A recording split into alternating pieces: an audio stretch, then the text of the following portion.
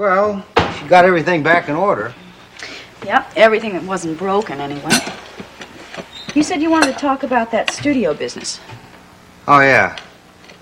You know, I don't know what else I can do out there. I'd like to help your friends out. They used to be your friends too, Steve. Yeah, well, whatever. I still would like to help them out, but I don't know what I can do. Calvin and I were talking. We decided that maybe I shouldn't get involved in police matters outside my jurisdiction. And I'm not sure that this is a police matter anymore. Well, I'd sure like to take a look around there. That's right. You've never seen the set, have you? Oh, of course not. It's closed to the public. You're not the public? I thought you had a personal in with the producer. I'd just like to know what's going on around that place. In fact, I'd like to know what's going on around right here. Well, you don't have to worry about anything now that you got a police lock on your door. What about anonymous phone calls, Steve? Police lock isn't going to stop those. You think that might be him?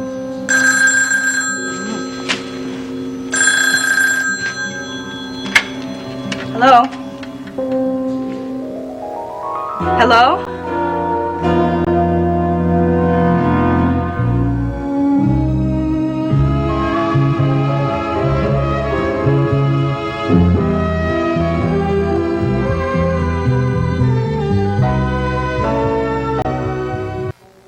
Well, my friend, you've really got the wrong number this time. This happens to be the police department, and we're tracing your call. So take a deep breath. Just a few minutes, a little man is going to be outside your door in a blue uniform. See you in court, friend. There. That should take care of that. Steve, I've told him the same thing myself. It just doesn't help. Oh. Well, does he call often? I don't know. I'm only home a couple of hours out of the day. Frequency's increasing. Of course, the worst ones come late at night. Why don't you, leave the phone off the hook? Oh, I can't do that, Steve. We're supposed to be within reach of headquarters 24 hours a day. Look, Deborah, hey, just change your phone number, huh? I've thought about that, too, but damn it, I don't want to change anything in my life just for some miserable little punk. Still think Benny Hayes has something to do with this? I don't know. Possibly. I know the kid hates the ground I walk on. He's not the only one. Look, why don't I call a telephone company, have them bring in one of those new installations? We'll put a trace on this guy, have him in no time. You don't have to do that, Steve. You don't have to go to all that trouble for me. Hey, I'd like to go to all that trouble for you. Was the time I'd do anything for you. It still is. Steve.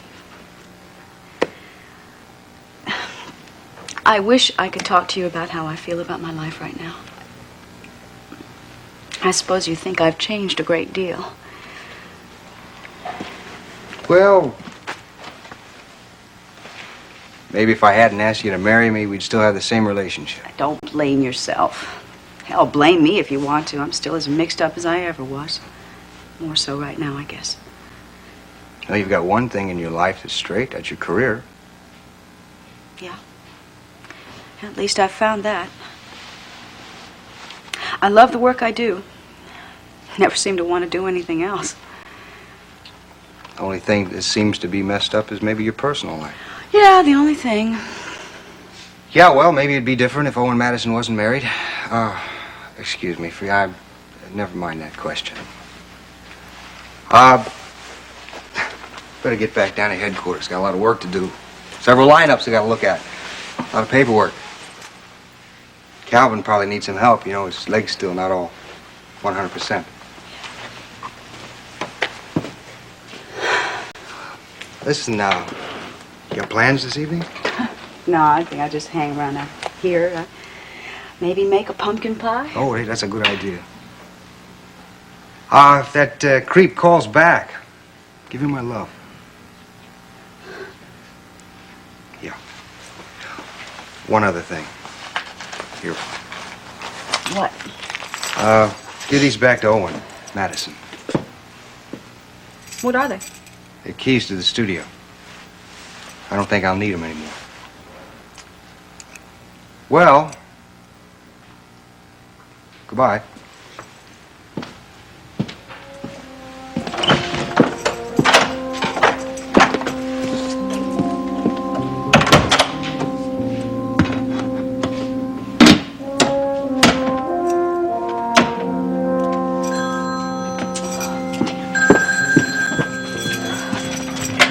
Hello? Hello? I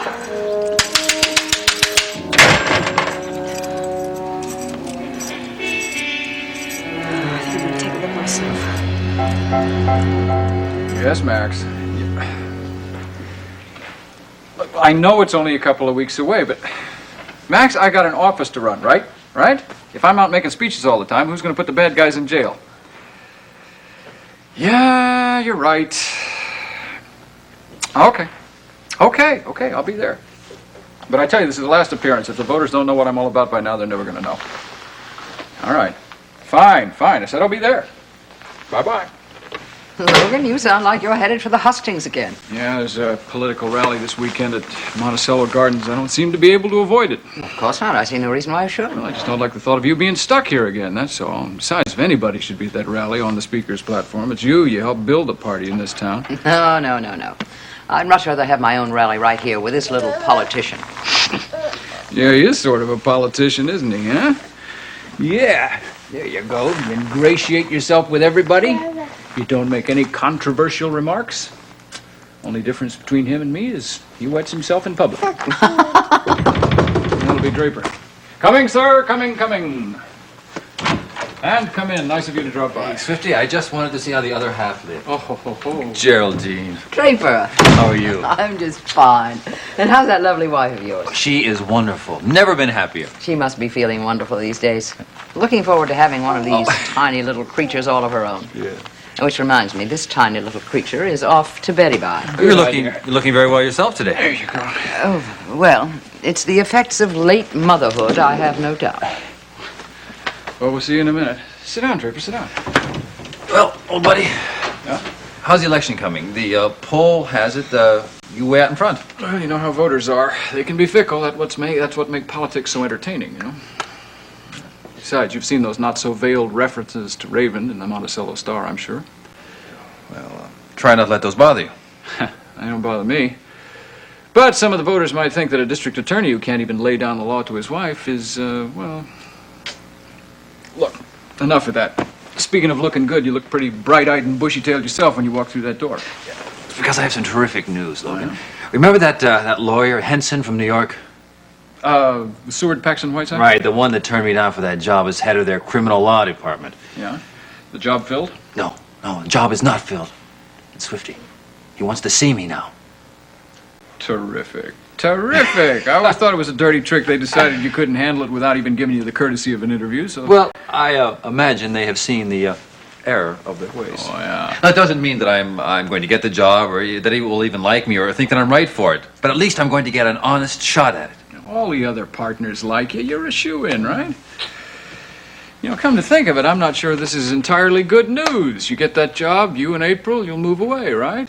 Yeah. I mean, I've just lost my wife. Now I gotta lose my best friends. Well,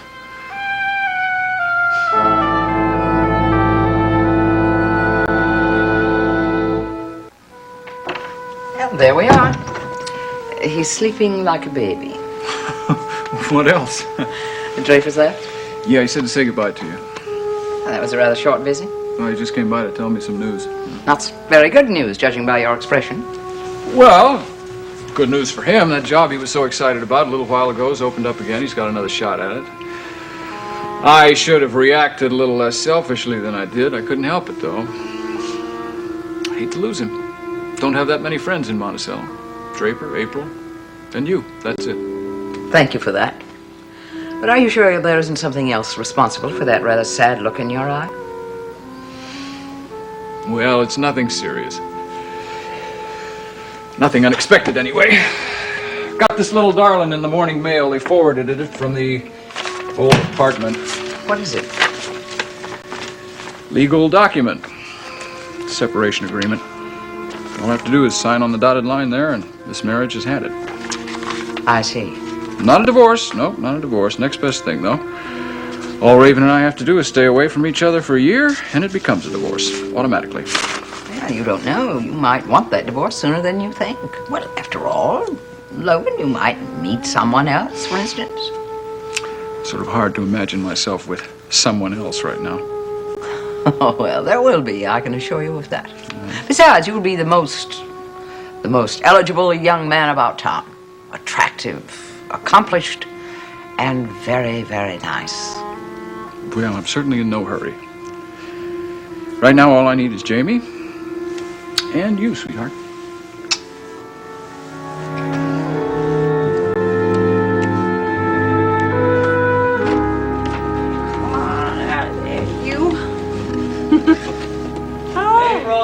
I'm in the kitchen. Okay.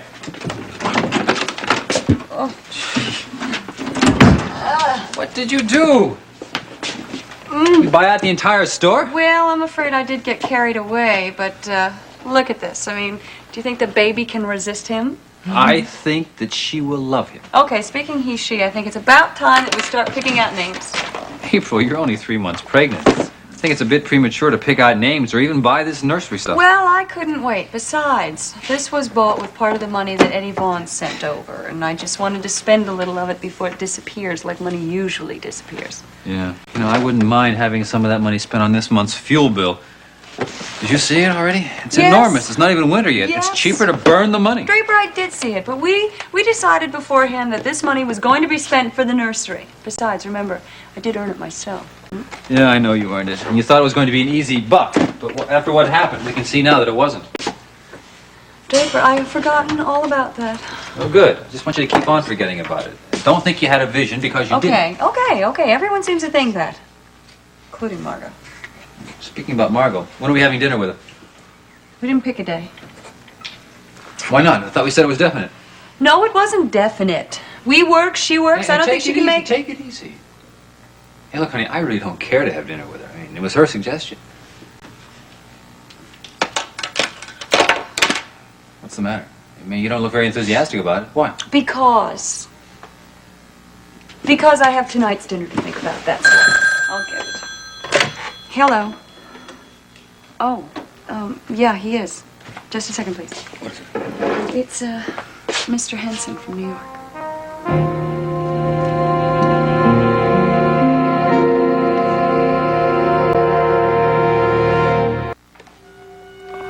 Well, I'm sorry to hear that, Mr. Henson. Well, so am I, Mr. Scott. I'm not too fond of hospitals, but it seems the last visit I made quite a hit with the doctors and nurses, and so they're requesting a repeat performance. Well, how long do you think you'll be in there?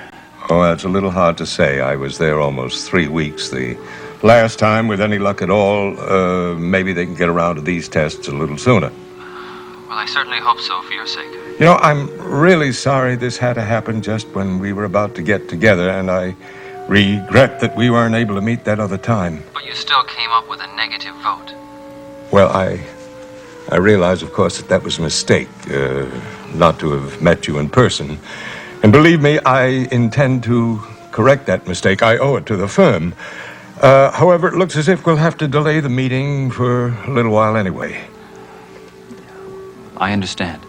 It shouldn't be more than a few weeks, maybe a month at the outset, but then you'll have first priority, right? Yes, sir. I appreciate your calling and telling me this. Thank you very much. Goodbye.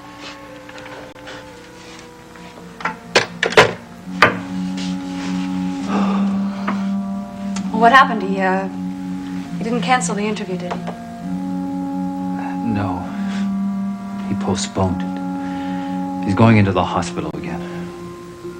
Oh. Well, I'm sorry. I know it. I know it's a disappointment.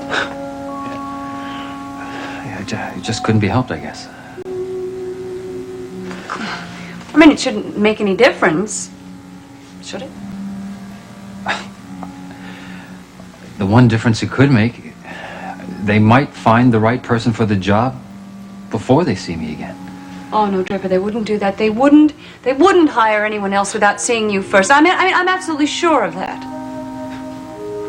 I was so primed for this interview. April, I was so positive I was going to get the job this time. You are going to get it. Draper, listen to me. It is just a matter of time. I know that. Okay, no one is going to stand in your way this time. Hear me? No one.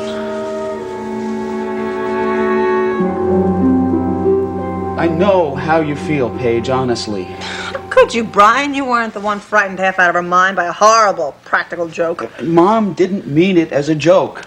She really thought that dangling that stupid rubber rat in front of you was going to help the scene. I thought you were the director of the movie, Brian. Wasn't it up to you to decide what would help the scene? Oh, hell, I'm no director. God knows why I took this movie on in the first place. I mean, all I've directed in my life were Navy training films and a couple documentaries.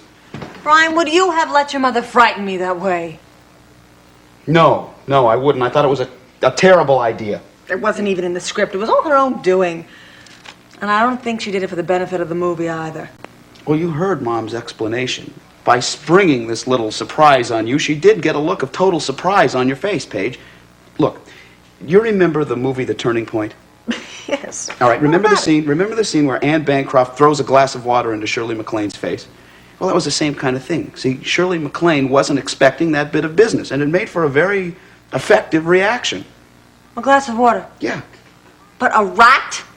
Brian, I'm horribly afraid of rats, of anything that crawls for that matter, and Nolan knew it too. All right, she was wrong. She admitted she was wrong. Not to me. Paige, you just can't walk out on this movie because of this one incident. It isn't fair to anybody. You don't have that much of me on film, Brian. You can find a replacement and she'll probably do a much better job. Oh, I think you're doing just fine as Patience, Paige. You're exactly the way I visualized her when I read the script. You're young, innocent, appealing, and God knows, very, very beautiful. Brian, don't you see there's more to this than Nola's explanation? There's some deep hatred behind her act. No, Paige, no, I don't see that at all. Well, you do know that she hates me, and she hates me now more than ever because I'm friends with Deborah. Paige, we all have to put aside any personal feelings right now. We've got to get this picture made. Why? Because it's going to make things better for this family? That's what we keep saying, isn't it? But what's going to change, Brian? We'll still be what we are. A brother and a sister who should have been lovers. And Daddy will never be happy living with your mother. Even if she becomes Nola Patterson movie star, he's still not going to be in love with her because he's in love with Deborah. Okay, it's not going to change a damn thing. But that's no reason that it has to fall apart. No, I don't want it to fall apart. I want the movie to be a success too, especially now that you're the director. It's the beginning of a whole new career for you, a wonderful career. I don't have any illusions about that, Paige. I'm just thinking about our parents and what it'll mean to them. Brian, there's something wrong with your mother. I know I shouldn't say it, but I see it so clearly and you just refuse to. She's not drinking. No, she's not. But I feel that she's found something else within her that is just as unhealthy. Now, that's just what I think, and I don't know what to call it. I'm no doctor, but I think that she's let her jealousy poison her mind. She's not normal.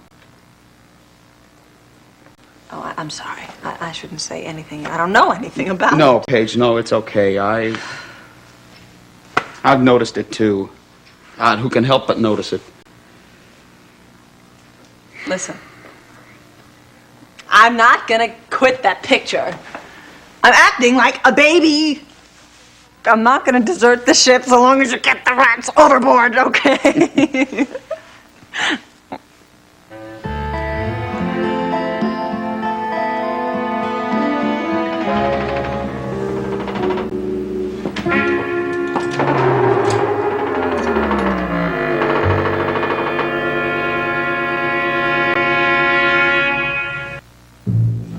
There's got to be a light around here somewhere. Fire alarm.